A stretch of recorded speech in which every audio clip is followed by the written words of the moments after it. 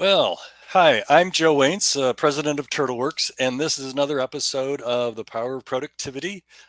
Today with us is Saad Shah from Metric X, and Metric X helps companies, or actually helps business leaders, become better leaders by using metrics and data. And TurtleWorks, as I mentioned, is a company that helps companies work successfully with Microsoft 365. So, Saad, can you take 30 seconds and introduce yourself?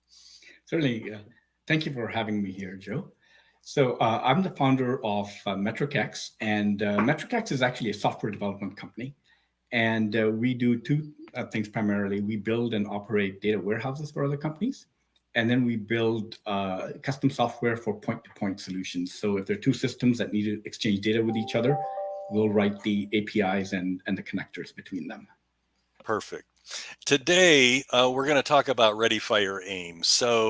Um, Saad and I have known each other for years, and we've been in this space long enough that we know what works. And one of the things is if you are trying to avoid planning, thinking, and discussion about a software application project because you know what you want and you just want to build what you want, it's probably going to take you more time and cost you more money because you skipped that planning phase.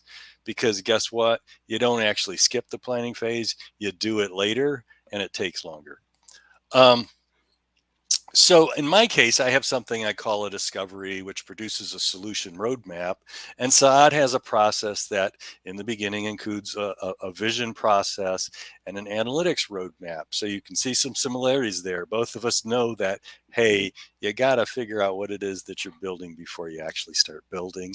You know, one of the simple analogies is if you're going to build a house, you don't build a house and then build the blueprint for what you're going to build. You figure out with an architect what you're going to build. You get all that stuff in place, figure out the lumber, what kind of team you need, etc. And then it becomes more efficient to get it done and get it done quickly. So a great example that Saad shared with me was a customer that wanted some Power BI dashboards from him. And Saad, why don't you just go ahead and share that story? And this happens to us quite often, where company will find us or be referred to us, and they have a very clear idea of what they want, but it's not written down anywhere. It's not really described anywhere, and they just said, you know what, we want somebody to build us a dashboard. Sure, we build dashboards. So I said, okay, so why are you building it? um, and what's the future going to look like once you have it? How will things be different? And said, well, why are you asking me those questions? Why don't we just build a dashboard? Here's a sketch. I'll sketch it for you. And in fact, during the sketch, sometimes you can see that they say, oh, well, I don't really want this. Maybe I'll move it here. Okay, now build, that's what we want. So there's a lack of clarity in what they're asking for. And the first thing we say is, let's do a visioning phase where we actually, even though the dashboard might be simple and all you're looking for is a programmer to just, write the code or build the front end. There's probably more to it than that. But so let's get that out there. Let's define why you want it, what problem you're trying to solve, who's actually going to use your dashboards, and how will you define success once you've built it and it's out there. And so we often get most customers actually do follow the process, but sometimes we do get companies that say there's no need to do that, we already know what we want, there's no need to even justify the value is obvious. And that's a red flag for us. Mm-hmm. Okay. So the one story you told me, this guy actually said, no, we're not going to do that. And you started building. And then he didn't like what you were building. Um, Well, they actually, we built it, but they kept changing it. Say, well, now let's do it this way. Now let's do it this way. This doesn't look good. Let's add this metric here. Let's and this, so this is an example in real estate, and this is a company that wants to basically look at the overall health of all their real estate assets. And so they one of the metrics in the real estate world is occupancy. And so it was about occupancy, but there are many different ways of looking at it. And it kept changing because once you put the the visual and the numbers in front of the customer, they say, well, this is what I asked for, but it's not that useful. It would be even better if you could add another column here, or if you could calculate this ratio differently, and on and on and on. And that's when the project just drags out and they keep asking for changes. Okay. And I think eventually they came back and decided to go through the planning phase with you, and like the light bulb went on for them eventually. Yes. Like, yeah, we And should it have done the worked. visioning phase. You were right, but whatever. Yeah. Yeah. Mhm. As long as as long as the checks came, I guess it was okay on your end. But it really isn't. You rather see stuff go smoothly. I know I do. Yeah, yeah. I mean, one is just the plan and the vision. What do you want? There's another element when it comes to introducing new technology in your company, which is, falls under the heading of change management. Whenever you create any change, if you are asking people to do their job differently from the way they have been doing it, you should expect resistance, Hmm. and you should anticipate it and plan for it. And so part of our visioning process is also looking at the change management plan. In fact, one of the questions in our checklist is who's going to be impacted by this new dashboard or these new metrics, and what's their reaction going to be. And in the beginning, many of the project sponsors just tell me there's going to be no resistance, everybody's going to love it. And what happens is then these dashboards get built and they don't get used. I see that a lot. Um, yeah, I had one meeting with the company. It was the owner woman. She knew what she wanted. She was having trouble with finding things in SharePoint, and she wanted it restructured. And but she wasn't the core user. So she had a team of people that were using SharePoint, feeding it information, but she couldn't find what she needed. So she was formulating an idea in her head on what it needed to be. And I came to her and said, well, this is great. We can do what you want, but we need to plan this out. We need to talk with your users to make sure that they are, that you have buy in and that their input is considered because they're the ones that are going to use the system. And her answer was, they don't need to be involved. I know what we need to do. And I said, well, that's fine. You can leave them out, but this project will fail. I told her outright it'll fail. We never engaged, and I'm okay with that. I think it would have been a miserable project for us. And I'm thinking of another example with the marketing department. They needed a way to allow people to request marketing material. So, hey, I need a flyer for this, or I need, a booth set up at some place, or whatever that marketing request was, changed to the website. So the marketing manager comes into the room by herself, and she tells us exactly what she needs. We flowchart. We go through the design phase with her, and we get her buy-in on what it is that she asked for. She looks at the design, says that's all good. We go off and build it. We deliver it. She comes back in the room and says, my people say they can't use this. So we never got her people to tell us what it was that she needed. What her people needed was something completely different. But Mhm. she never, for whatever reason, if she was afraid to bring those people in and give them a voice, or I don't know what it is that prevents managers from allowing their people to speak. But if you let your people speak and they have input on the design, now you got buy-in because they got some ownership of that. So they want to see their ideas succeed. It's Yeah. no longer your idea, it's my idea too. Mhm. So yeah, for sure. Um, does stakeholder analysis mean anything to you? Yeah, actually, stakeholder analysis is a term that anybody who's been through project management training, and especially if they've got the uh, certification from the Project Management Institute, they definitely will know what the word stakeholder analysis means. Hmm. And in the project management context, a stakeholder is anybody that's going to be impacted by the project. So, projects ultimately create change.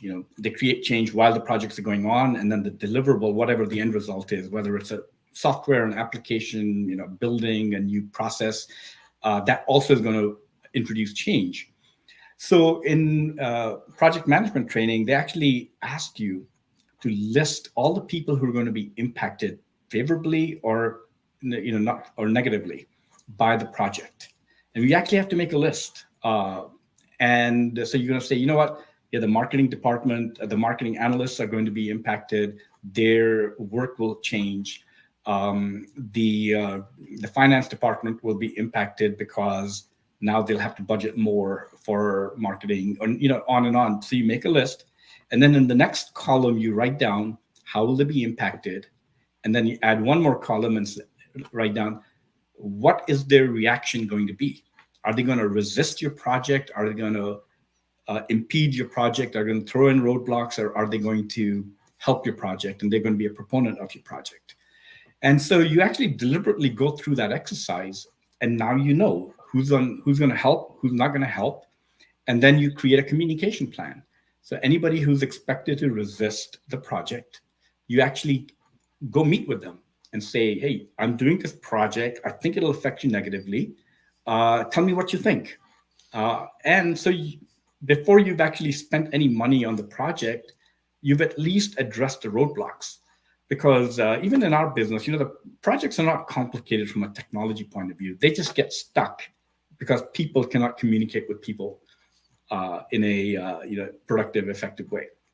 Mm, So that's what you asked the question. What does stakeholder analysis mean? yeah. Stakeholder analysis means figure out who's going to be impacted by your project, what their response is going to be, and come up with an action plan to address the resistance. And you hit it on the head with the challenges in communicating with other people. I mean, what this stakeholder analysis is doing is identifying what the communication plan needs to be, and then you have to execute it. And, I'm thinking back to that marketing example. I don't think she wanted to ask her people or give them a voice. And, sometimes even I'm inhibited, or I really have to push myself through that barrier to pick up the phone and talk with somebody, to ask the hard questions, or following up on a project. How do you think it went? What could we have done better? Those kinds of questions. And, you know, I'm invested in this, so I make the effort to do that. Some people who aren't invested, maybe they're not motivated to pick up the phone because it's just not worth overcoming that resistance. So communication, I think, is really key. In one, figuring out what it is that you need to do, using conversation to convince people that, hey, you need to do the planning and visioning first. And I know you came up with some questions, or you have some questions that you use to really help turn the decision maker from, no, I know what I want, I don't need to do any planning, to move from that mindset to, okay, yeah, let's sit down, let's figure it out, let's get a blueprint in place, let's talk to the team and figure out what will best serve them. And do you have some questions that you use, or some examples of those questions Oh that yeah, you yeah. find helpful? The first question is, well, what problem are you trying to solve?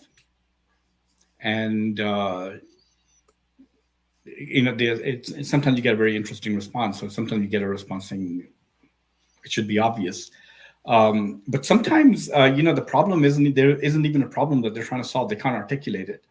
Mm, Especially on the dashboard side, we do a lot of work on that's in the buried in the code, the data oriented work that has no user interface. But especially when projects that involve user interfaces, you ask them, well, why are you doing this project? And the justification is that, we just want a prettier way of looking at the data we already look at. hmm And that's a very weak justification for a project. But yes, the first question is, what problem are you trying to solve? And we even ask, who would agree with you that that's a real problem that needs to be solved? Okay. And who's going to be helped and who's going to be affected by this project? hmm Um, and so suppose we execute flawlessly and we deliver. What does the future look like now? How's it going to be different than today?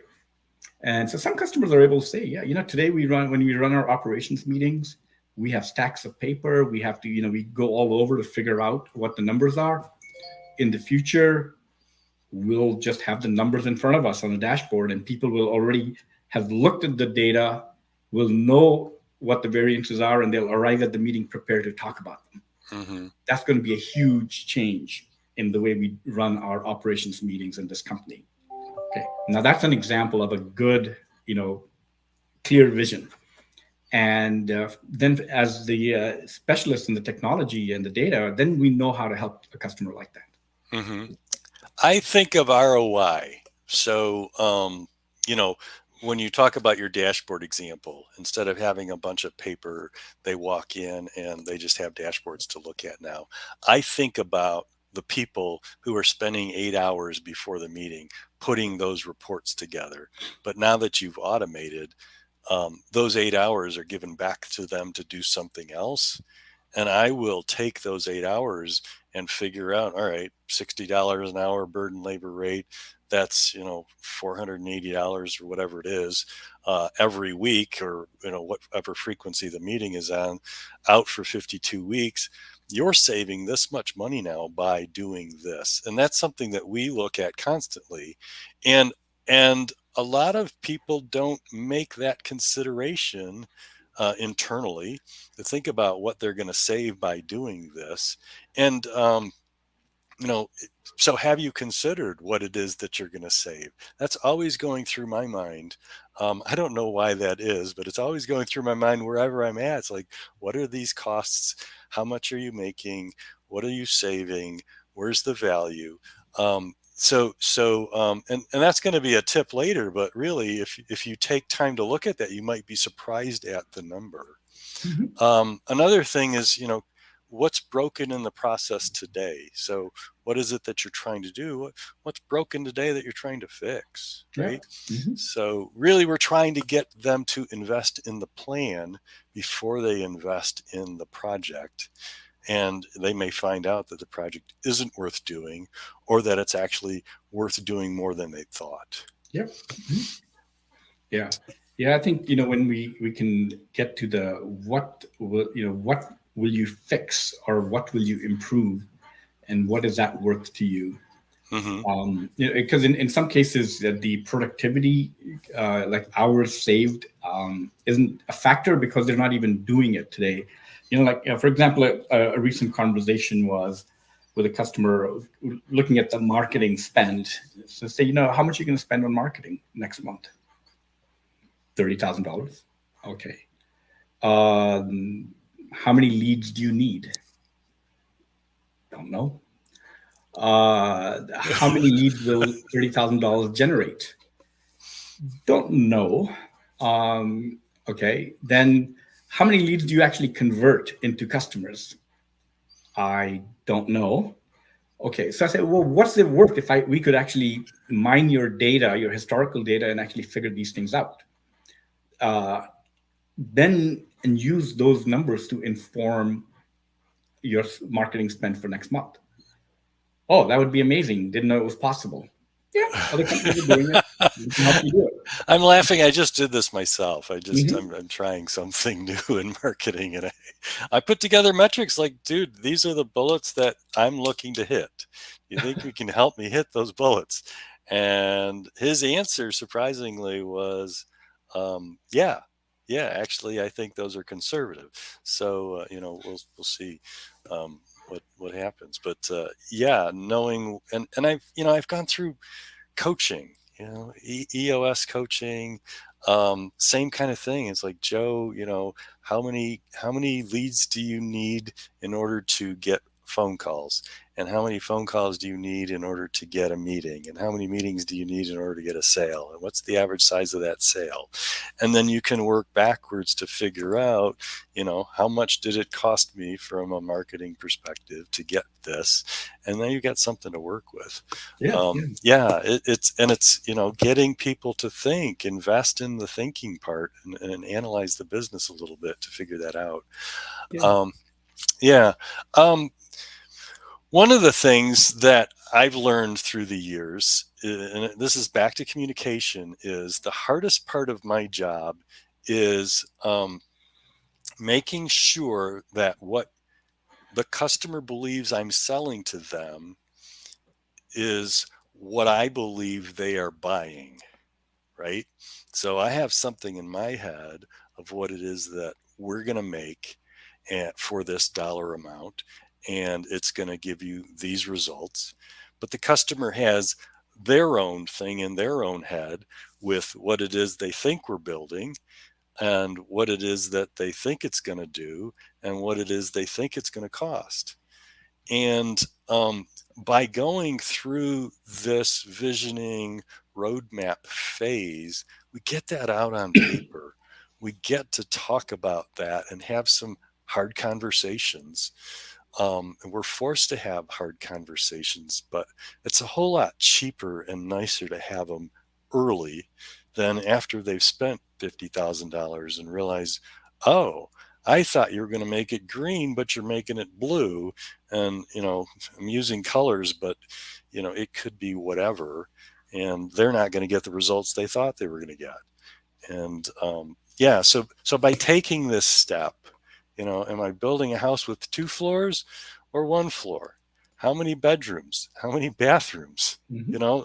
All that stuff needs to be hammered out, so that we're all on the same page as best we can, right? And the more time we spend talking about and figuring out and identifying and documenting what it is that we're building, you're buying, the smoother the project goes. Yeah, yeah. In fact, one of the questions we ask companies when we start the conversation is, have you tried to do a project like this before? And were you successful? And many companies tell us, no, we've already tried this before, but it didn't work. Or we spent a lot of money and we didn't get the value. And to me, that's music to my ears, because now this is a customer that will be able to work with and manage their expectations much better. Because maybe they learned their lesson. Yeah. So they paid, they didn't get a dashboard, but they got an education. Hmm. So, and that's okay. Yeah. Yeah, So, you know what, and that's worth it. I've yeah. I've been in this long enough to know that if it cost me something, I didn't get the results I want. I got an education, and I better pay attention, or I really did waste my money if I didn't Mhm. learn anything from Yeah. it. And so this customer in this case has done that very thing. They've gotten the education they didn't have before. Yeah. And I think about that when I think about some of my offerings, right? I have starter kits, which are these things that people don't really know what Microsoft 365 can do. And I don't really know Joe. And so starter kit, low risk, low cost. Okay, we'll dip our toe in the water and try it out. But it gives a very small period of time to do this planning because we don't have a lot of hours in it. But then I outright sell a discovery process. I think you do as well. Um, and that ends up with a solution roadmap, right? And I want to say it's the more mature companies, the more mature individuals that are willing to actually buy that discovery because they understand the importance of planning and communication and identifying what the need is and knowing that they don't have all the answers today and that they've got a team that's got answers that they don't know that they have, and that this process is required in order to have a good result. So yeah, it's been clear in the last couple of weeks as I've been working through some things that I've got these starter kits where I've got companies that may not be as mature. And then the discovery is really a more mature offering for people who understand the value of identifying where they're going and doing the planning. Yeah. Yeah. I mean, earlier you talked about the architect who builds the drawing. I actually use that in my initial conversation to say, you're not going to uh, start paying for a house being built without seeing the drawing first. And our business is the same. We don't write the software until we have a drawing, and you Hmm. and I agree on that the drawing is exactly what you're looking for. And it's a novel concept because sometimes companies are just saying, "No, I just want a dashboard. I already know what I want." And say, "No, let's come up with a plan, a design." Um, Hmm. and but more important than even sketching anything is to talk about the result you want. And because what they're really buying is a result. It, Uh, it, honestly, mhm. honestly, and you talked about, they when you're building a dashboard, you deliver it, and they go, "Oh, that isn't really what I wanted." And that's so true with software. Is people don't really know what they want until they see it. And again, by taking the time to do mock-ups and talk through what it is that those mock-ups are going to communicate, and from a dashboard perspective, what story are you trying to tell with this data? um, Mhm. if you can identify those things, then you're halfway there. Yep. So Mhm. okay, this has been good. And I want to let folks know that that are watching, that we're going to have a couple takeaways, things that you can try on your own as you're getting into projects. But first, I want to give people a way to contact you, Saad. So down at the bottom of the screen there, we've got MetricX analytics and URL, as well as email and phone number. And And the names Saad's a on the shirt as well. So yeah. Saad's one of the good guys. I'll put it that way. Like, there's people out there that just sort of blast through things and don't listen, and then there's people that listen. And Saad's in that category, that he'll hear what you're saying. Um, and then I think I have stuff as well for myself. So TurtleWorks and my email address and phone number as well. Now, as far as the takeaways are concerned, um, you know, one of the things I talked about, what's the value, what's the ROI. So literally go through that. I think on my website I have something along this, like a worksheet, but the idea really is figure out what it is you're going to save from a licensing perspective. For me, we do a lot of stuff with M365, and people have Dropbox or other licensing that we can eliminate. So, what are the savings? And then from a labor perspective, if we're going to do some integration work or whatever, or eliminate some manual data entry, you figure out what all those hours are that are going to go away, the licensing costs, whatever. If you take the time to do that, you'll probably be surprised and find out that your budget's actually bigger than you thought. Is if you're going to save $30,000 in the first year, and it's going to cost $15,000 for the project, but you thought you only had 10, well, if you do that forecast, you come way out ahead, even if you spent 20 grand on the project. And then second year, you get that 30,000 back again, and it didn't cost you anything. So that's really important to do, is just take the time to figure out what the actual value of the work, the project is. um, the other thing is, documenting your processes. So I've learned the value, again, thanks to EOS, really. I was encouraged to document just a couple of my processes, and I started doing that. And it's like, oh my gosh, now that it's written down, I don't have to worry about what happens when I'm disrupted. It's all right there. I can just get back to doing what I'm doing. But when you take the time to figure out what your process is, you might find on your own some bottlenecks or places where you can eliminate some steps and create some efficiencies. And it's that process that maybe you're trying to automate. But by doing that step, you're really coming to the table when you engage with a consulting company. You're coming to the table with the beginning of that planning, right? So you have a lot more to talk about and a better understanding of the problem you're trying to solve. And your consultants are going to love you because you're prepared. And you're going to better understand what it is you're trying to solve. You may discover that the problem wasn't in that process at all. It's got something to do with something else. So just taking that time to do that kind of work. So what ideas do you have as far as takeaways are concerned, Saad? yeah, well, so in keeping with the theme, of ready, aim, fire, it's obvious, but the aiming part is about being able to explain what your vision is, what results you're looking for, what problem you're trying to solve, whose life you're trying to make better. And it's, and if your consultant is asking you these questions, that's the right thing. They need to be asking you these questions. If they're just taking your order and writing the code for you, you're probably going to end up paying the price later. So yeah, just have a vision, write down what problem you're solving and who your project's going to benefit and how things are going to be better for them, and at least and make sure other people agree with whatever you're writing down before you get too far into the project.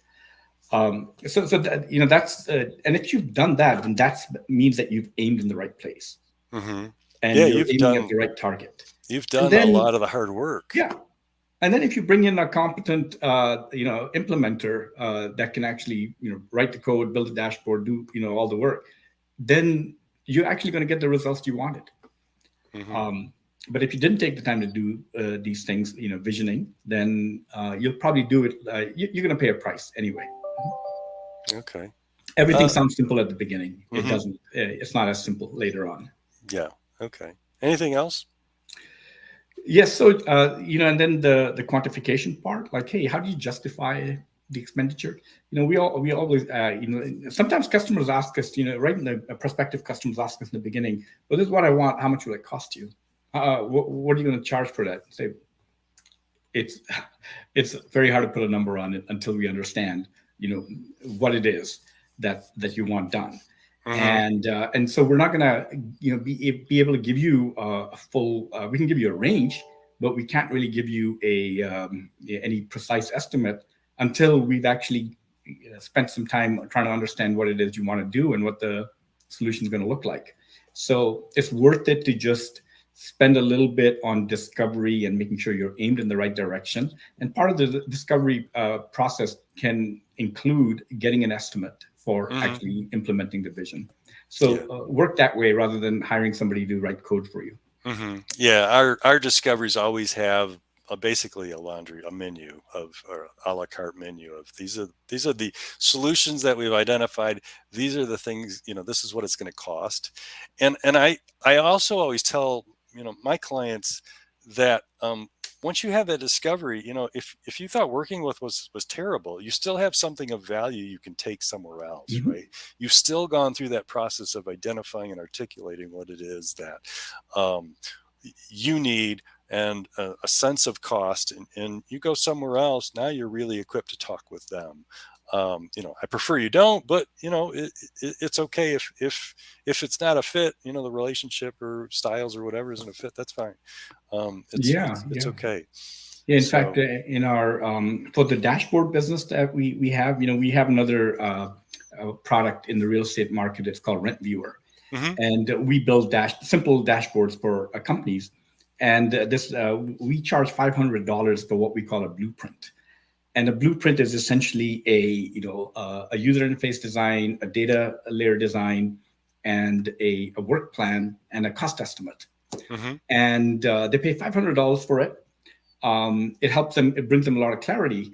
But when we deliver it to them, it's delivered in a format that they can now actually write an RFP if they want, and they can shop it around and get bids on it. Hmm. Um, and it's okay. I mean, it's useful to them. And it's definitely the way we prefer things proceed. Yeah. Okay. Cool. Well, Saad, I appreciate your time. It's always good to talk with you. We should do Thank you, Joe. lunch. Yeah, we have to work that out. So, um, well, thanks everybody for watching. Thank you. Hmm.